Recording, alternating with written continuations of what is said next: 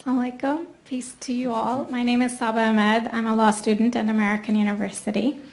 I am here to ask you a simple question. I know that we portray Islam and all Muslims as bad, but there's 1.8 billion Muslim followers of Islam. We have 8 million plus Muslim Americans in this country, and I don't see them represented here. But my question is, how can we fight an ideological war with weapons? How can we ever end this war? The jihadist ideology that you talk about, it's an ideology. How can you ever win this thing if you don't address it ideologically? Great question. I am so glad you're here, and I am so glad you brought that up because it gives us an opportunity to answer. What I find so amazing is since the beginning of this panel, which we are here about Benghazi attack against our people, not one person mentioned Muslims. We are here against Islam, or we're launching war against Muslims. We are here to discuss how 4 Americans died and what our government is doing. We were not here to bash Muslims. You were the one who brought up the issue about most Muslims, not us. And since you brought it up, allow me to elaborate with my answer. There are 1.2 billion Muslims in the world today. Of course, not all of them are radicals. The majority of them are peaceful people. The radicals are estimated to be between 15 to 25% according to all intelligence services around the world. That leaves 75% of them peaceful people. But when you look at 15 to 25% of the world Muslim population, you're looking at 180 million to 300 million people dedicated to the destruction of Western civilization. That is as big of the United States. So why should we worry about the radicals, 15 to 25%? Because it is the radicals that kill. Because it is the radicals that behead and massacre. When you look throughout history, when you look at all the lessons of history, most Germans were peaceful. Yet the Nazis drove the agenda. And as a result, 60 million people died. Almost 14 million in concentration camps. 6 million were Jews. The peaceful majority were irrelevant.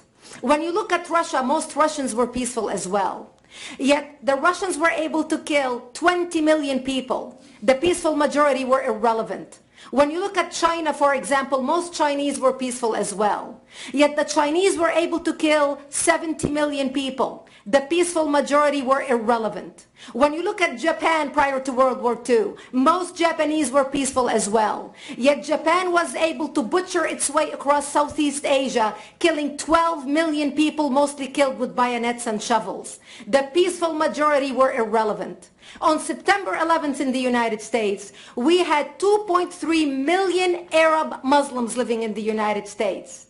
It took 19 hijackers, 19 radicals to bring America down to its knees, destroy the World Trade Center, attack the Pentagon, and kill almost 3,000 Americans that day. The peaceful majority were irrelevant. So for all our powers of reasons and us talking about moderate and peaceful Muslims, I'm glad you're here. But where are the others speaking out? And since you are the only Muslim representative,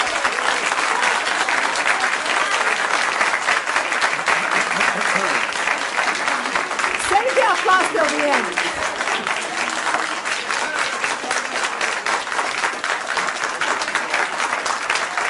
Thank you.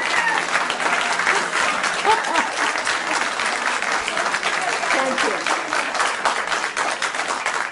And since you're the only Muslim representative in here, you took the limelight instead of speaking about why our government, and I assume, are you an American?